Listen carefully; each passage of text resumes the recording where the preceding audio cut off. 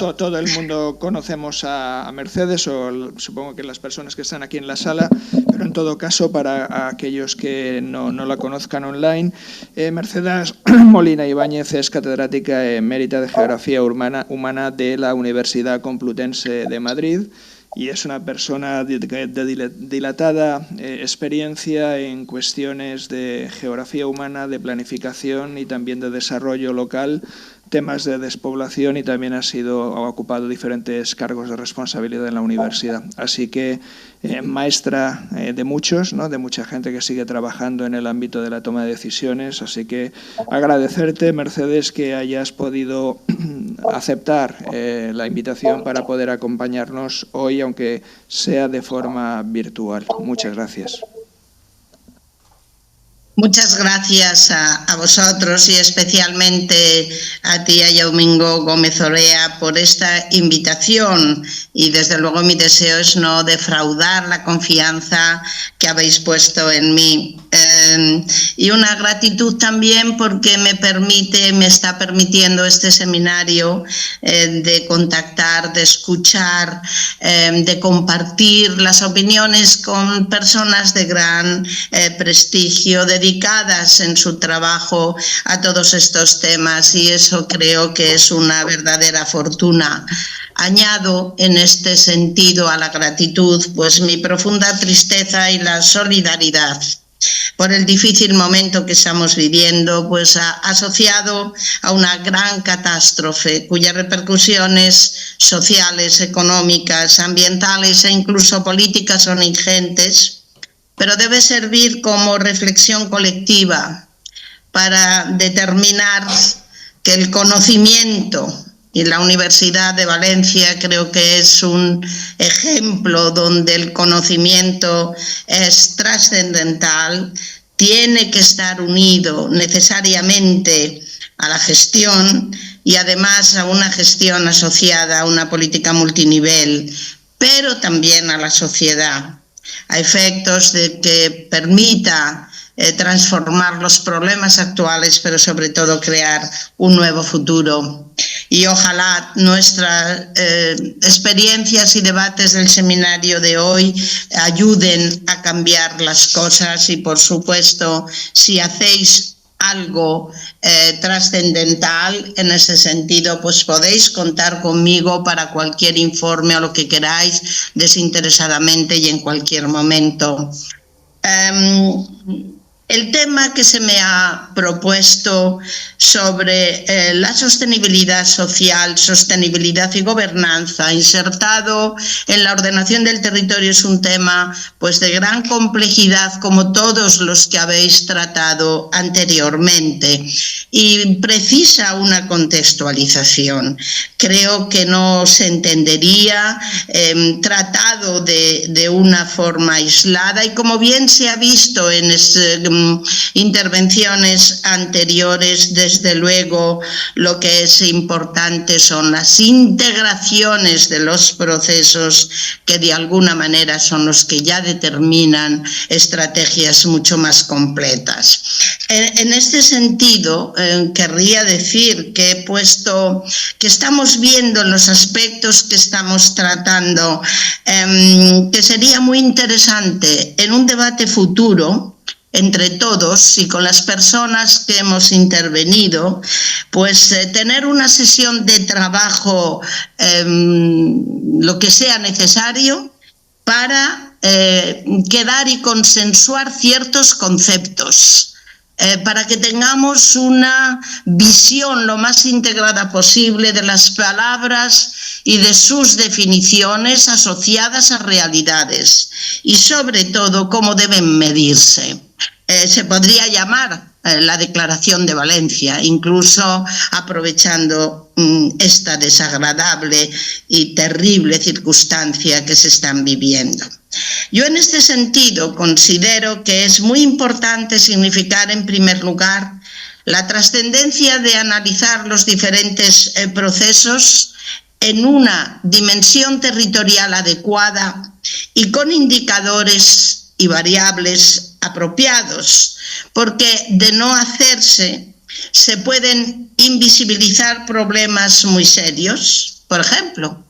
Un crecimiento económico puede tener unos efectos positivos con convergencia hacia algo externo, pero sin embargo ese crecimiento no tener una proyección de cohesión interna. O, por ejemplo, considerarlo con los variables o indicadores tradicionales de Producto Interior Bruto, renta y empleo, pero no visibilizar su coste y no integrar indicadores o variables que puedan definir realidades, sobre todo en la dinámica que están llevando los procesos. El crecimiento ha sido siempre un concepto muy usado, y si lo asumimos desde su vinculación y proyección con la biología, pues ha demostrado que sus resultados serán más o menos idóneos cuando hay un equilibrio entre todas las partes que lo definen. Y precisamente su ruptura es lo que da lugar a resultados tremendamente contradictorios. Y si considerar el dónde y el cómo de ese crecimiento ha sido y es trascendental, también es trascendental reconocer qué necesidades debe cubrir y para quién en un determinado contexto evolutivo. Y por supuesto, si van a poder disfrutar las generaciones futuras, es decir, si va a ser sostenible en un contexto verdaderamente integrador y complejo. Y otro proceso trascendental que fue ya lógicamente impulsado hace muchos años, que lo ha expresado muy bien en la intervención precisamente de Luis, es todo el tema de la sostenibilidad, que a mí lo que me está preocupando en este momento es cuando se sectorializa, se ideologiza, o también tiene unas transformaciones que no van vinculadas a su realidad, sino a circunstancias internas derivadas de cierta política internacional.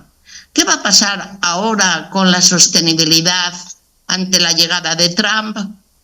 ¿Qué posición va a tener la Unión Europea en este sentido, lógicamente, según asuman los distintos aspectos de la Comisión, personas u otras, según estén dominados por unos partidos u otros? Todo eso verdaderamente es complejo y no sabemos, aunque haya habido una evolución positiva y creciente, si estamos en un momento de impasse y de transformación muy grande, para lo cual al menos los que hemos trabajado en este campo debemos estar cada vez más unidos y comprometidos con mantenerlo y difundirlo. La sostenibilidad requiere en ese sentido también un equilibrio de todas las partes. Cuando se rompe, tampoco funciona.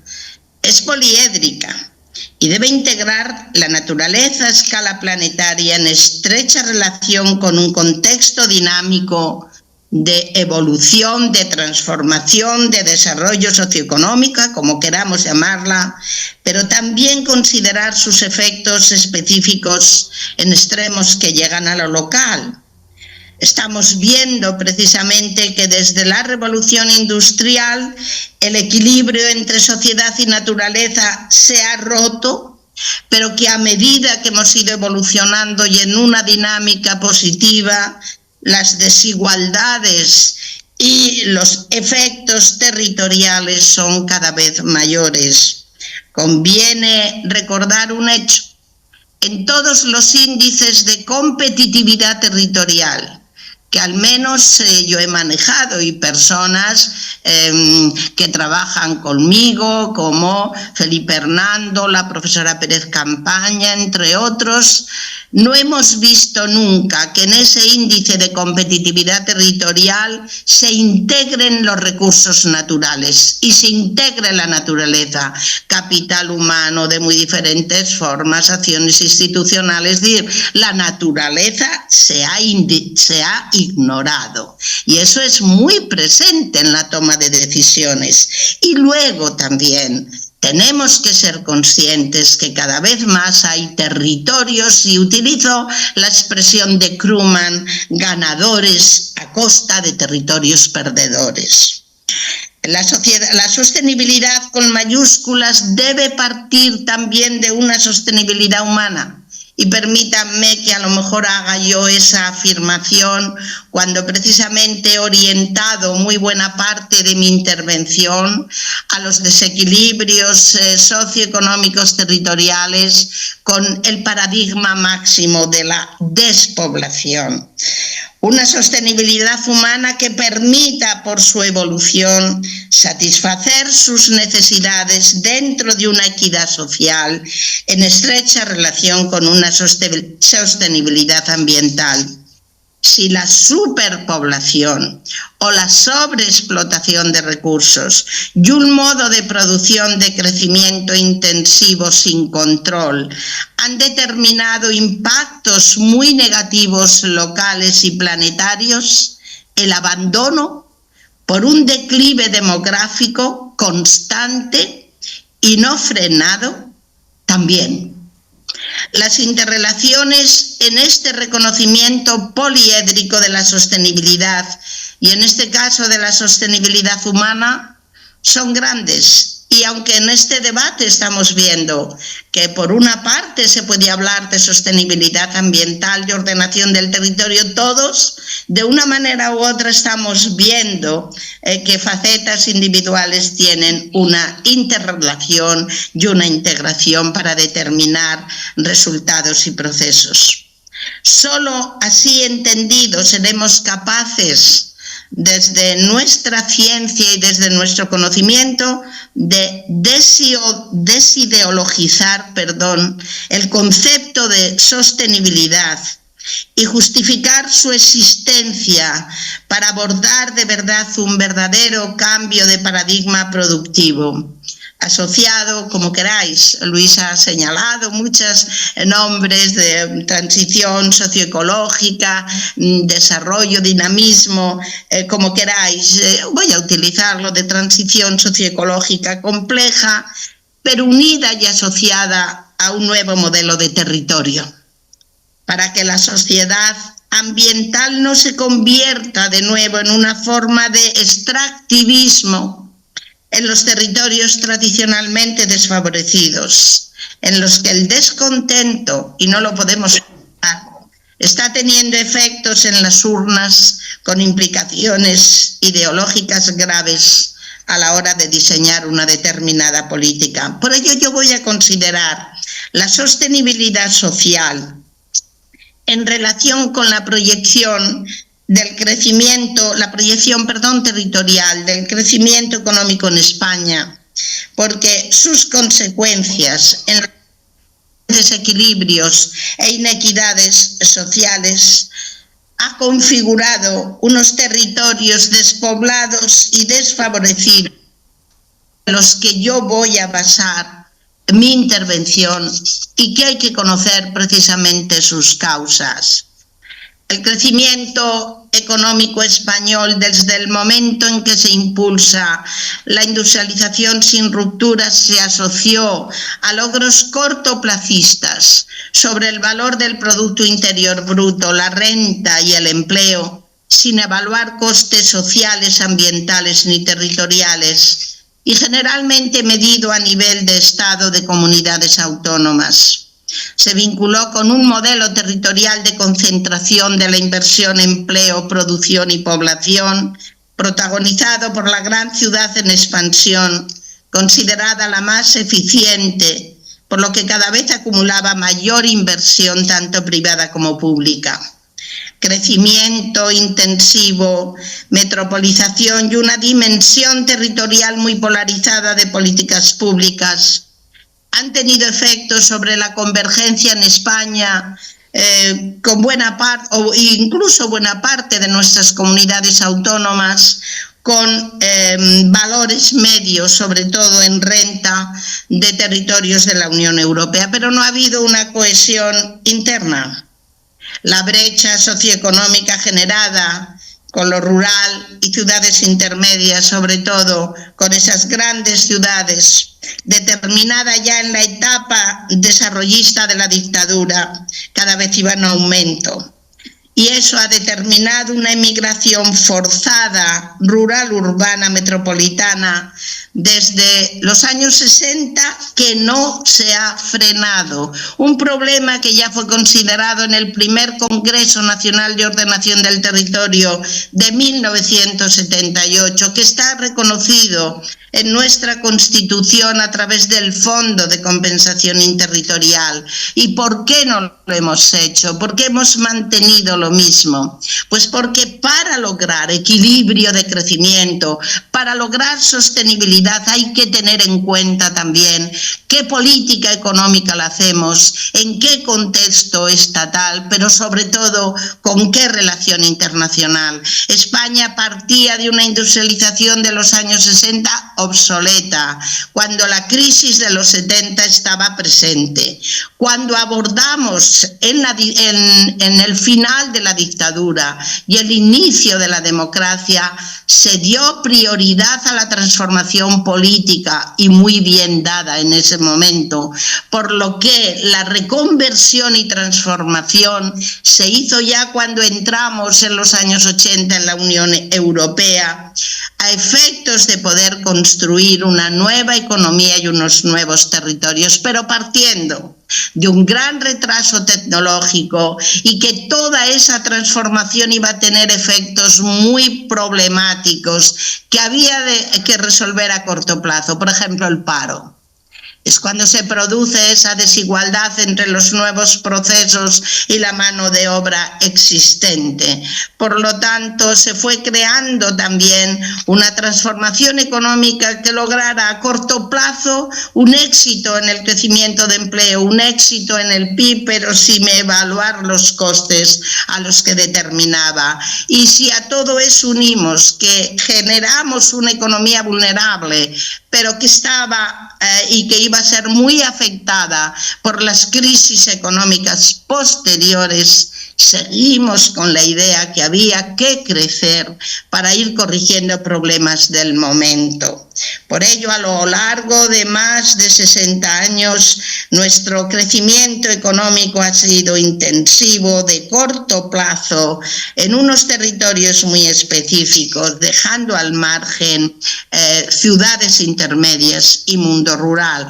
Una economía que a la vez, con esa proyección de políticas públicas, ha ido incrementando deficiencias en estos territorios que han incidido en su calidad de vida y en su nivel de vida, que ha quedado por debajo de los valores medios del Estado.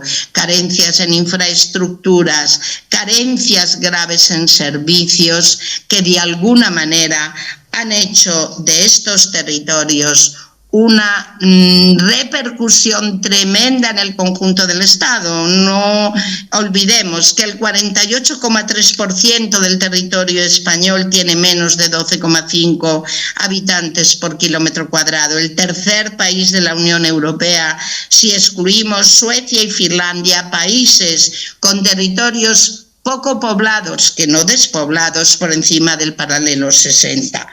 ¿Qué debemos entender, llegado a este momento, por sostenibilidad social? Me atrevo a dar una definición que os va a parecer incompleta a algunos y que tiene que ser completada, pero al menos hay que pensar en la presencia de un capital humano que, por su dimensión y estructura, en equilibrio con el territorio que ocupa, me ha gustado mucho la expresión precisamente de Domingo de capacidad de acogida, tiene también capacidad para usar, transformar o preservar, pero actuando, sus recursos, orientados en parte a satisfacer precisamente sus necesidades. La sostenibilidad humana para mí es muy prioritaria, porque si no puede en ese territorio afrontar sus necesidades de acuerdo con sus recursos, de alguna manera se generan situaciones insostenibles. ¿Y por qué? Primero porque se han producido, sobre todo, efectos de migración, cambios en su estructura demográfica, en su composición y en su dinámica, sobre todo natural. El envejecimiento demográfico llega a extremos de sobreenvejecimiento en algunos casos, no en vano, precisamente.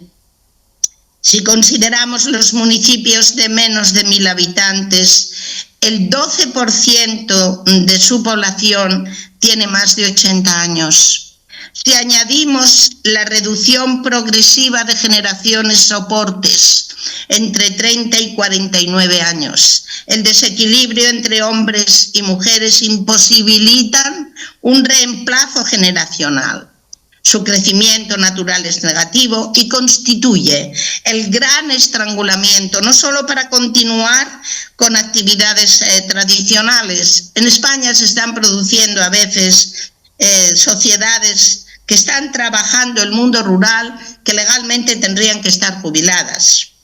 Por otra parte, son factores limitantes para afrontar cambios y nuevos retos productivos que curiosamente cada vez son más trascendentales en las economías rurales por su posible diversificación económica y también funcional. Desde luego, de no modificarse su tendencia demográfica, la desaparición de ciertos núcleos por razones biológicas será un hecho. Si se añada la falta de formación presente por la marginación que a estas sociedades les ha tocado vivir y la falta de oportunidades, el emprendimiento y la innovación también se resienten. No olvidemos, y ha señalado también, creo antes algo Domingo, los problemas burocráticos y el descontento generado por la implantación de la nueva política agraria comunitaria, porque no eran capaces muchas sociedades rurales de afrontar el cuaderno de explotación, toda la generación de datos que suponían esas explotaciones. ¿Por qué hemos hecho a veces normativas con un desconocimiento grande de los territorios y de toda su diversidad? Y muchas veces no la ausencia de proyectos tractores obedece a una ausencia de capital. Tampoco debemos olvidar que el ahorro de estos territorios ha sido significativo. Afirmaciones que surgieron en torno a la crisis del 2008, referente al aumento de la diversidad demográfica y el cosmopolitismo de ciertas zonas rurales, no se han mantenido y han sido muy precarias. Por ejemplo, el profesor Luis Camarero ha realizado un estudio interesantísimo de cómo se están incorporando mujeres extranjeras en zonas de Navarra, sobre todo estudiando la comunidad islámica. Se han observado también muchos problemas con la mano de obra temporera. Tan solo en el pastoreo y en tareas resineras se han afincado en mayor medida en núcleos rurales de pequeño tamaño. Un contexto demográfico que tiene también otras ramificaciones, como es la configuración de nuevas necesidades derivadas del aumento de la dependencia, por su estructura dominante o por la configuración de los hogares. Fijaos, en los municipios de menos de 1.000 habitantes, el 17% de los hogares son unipersonales con población mayor de 65 años. Un capital humano cada vez menor y con características problemáticas que no es capaz de generar las necesidades requeridas no es sostenible y además estimula las desinversiones públicas y privadas que acrecientan las brechas territoriales. El aislamiento es cada vez mayor en muchas ocasiones porque las exigencias de los nuevos procesos económicos están ausentes, aunque haya potencialidades para su desarrollo, o porque el acceso a los servicios es muy deficiente e incluso mayor su coste que en los centros urbanos. Por ejemplo, se ha calculado que en los municipios de menor tamaño se emplea el 20% de la renta en movilidad, mientras que en los de más de 20.000 solo el 16% y en los más de 100.000 el 13,2%. Tan solo la atención primaria en sanidad ha sido la más valorada en comparación con centros urbanos. Una pérdida de capital humano que ha tenido, por las razones apuntadas, una estrecha relación con la actividad, las tasas de actividad y su disminución, con impacto en el abandono declive de actividades que siempre han estado relacionadas con el mundo rural. Por ejemplo, la desaparición de sistemas extensivos en agricultura y ganadería, de los sistemas silvopastoriles, de la gestión forestal. Estoy implicada en un interesante proyecto de montes societarios donde hemos visto cómo el abandono ha tenido unas repercusiones terribles en el tema de la matorralización e incluso en el aumento de los incendios forestales. Y, por supuesto, todas estas transformaciones han incidido en los servicios ecosistémicos, pero también en el crecimiento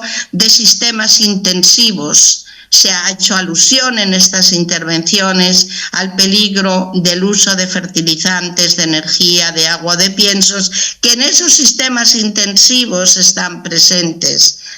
Querría recordar, aunque sea solamente citando, las macrogranjas muy unidas precisamente a la sobreexplotación de acuíferos. La sociedad insostenible determina también una gran insostenibilidad ambiental. La pérdida de recursos patrimoniales, incluidos los naturales, es muy grande y cobra fuerza si añadimos la pérdida del saber hacer local. Curiosamente, la falta de alternativas y el deterioro progresivo conducen en ocasiones a situaciones extremas derivadas de acciones muy poco acertadas, tanto por propietarios externos, también han desembarcado fondos de inversión, o por los propios líderes locales. Y me refiero al incremento de las energías renovables, con impactos muy complejos, pero desde luego nunca relacionados con la transformación verdaderamente socioeconómica de un territorio. El capital humano resultante de la desigualdad determina a su vez una estructura social generalmente homogénea, cada vez más aislada, que refuerza los localismos territoriales y determina unos sistemas de gobernanza muy complejos y deficientes.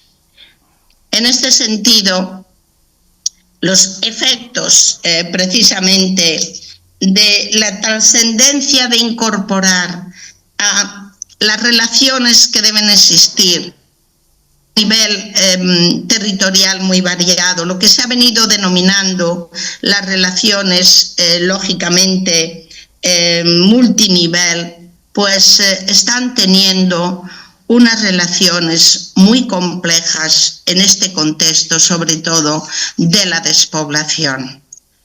En primer lugar, porque muchas veces estas políticas multinivel, que además tienen competencias territoriales a este respecto, no están integradas, no están unidas y a veces determinan acciones aisladas.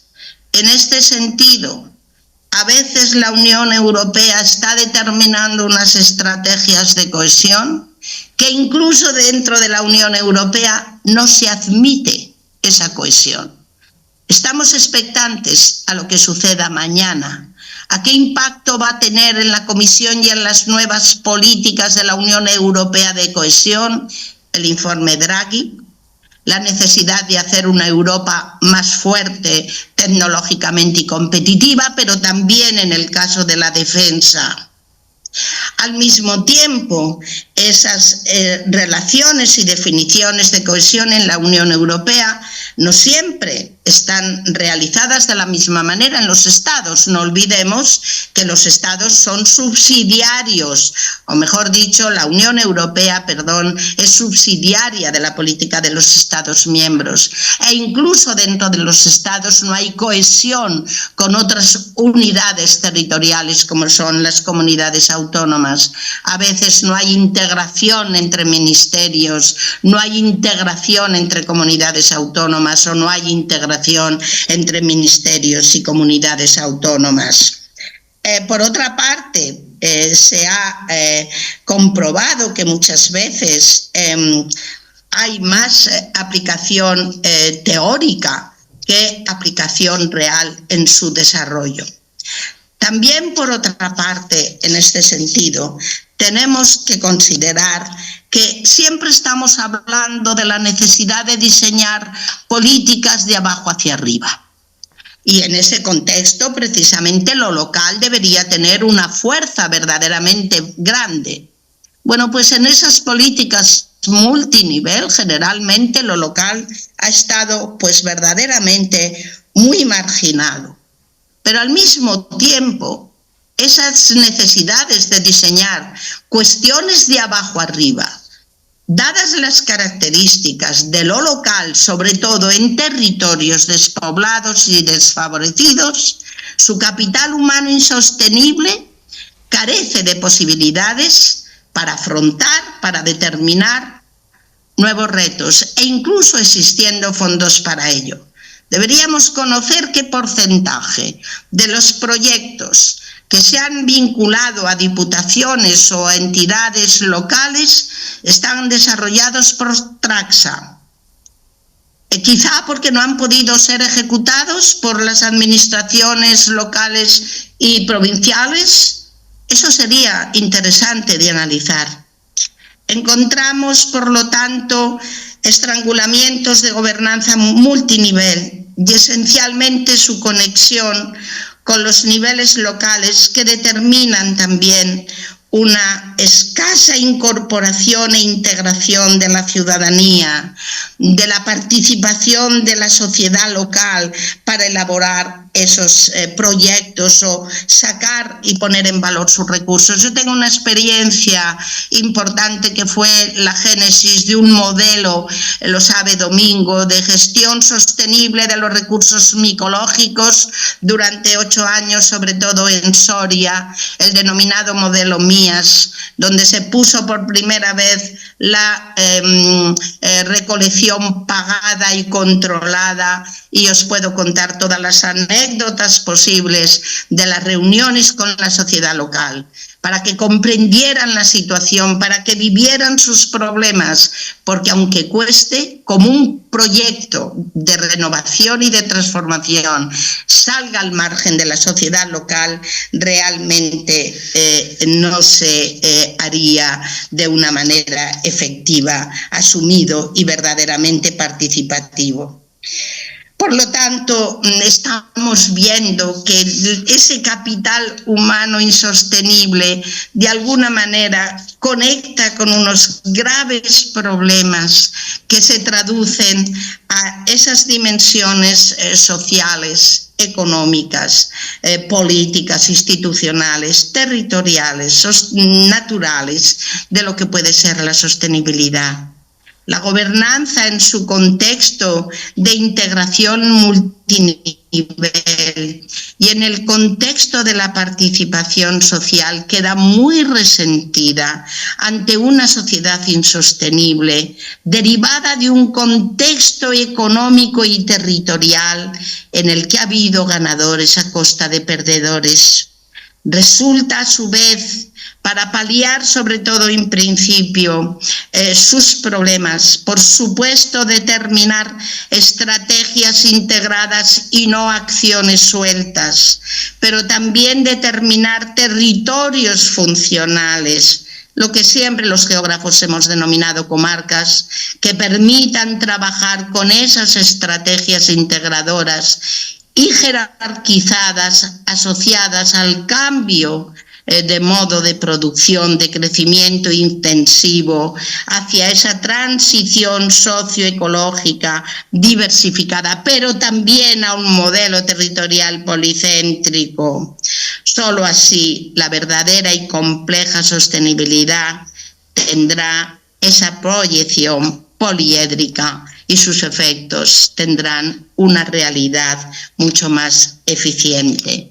Yo apelaría en este momento a la denominada ética del tiempo. Hoy aún estamos o es posible. Quizá mañana ya sea muy tarde. Muchas gracias por vuestra atención. Muchísimas gracias, Mercedes. Creo que ha sido una intervención con unos planteamientos que seguramente han coincidido con algunas de las cuestiones que planteaba Luis, especialmente en el tema de la necesidad de dotarnos de evidencias y datos para tomar decisiones y, insistiendo, me ha llamado mucho la atención el concepto de sostenibilidad humana y cómo enlazar o cómo podríamos enlazar con el tema del equilibrio territorial, que recordemos es una de las funciones de la ordenación del territorio, y cómo esto puede resultar contingente en función de las políticas que vayamos aplicando según se basen en el territorio o sobre el territorio que decía Luis. Bueno, no me extiendo más, habría muchas cuestiones que seguramente espero que vayan surgiendo en el debate,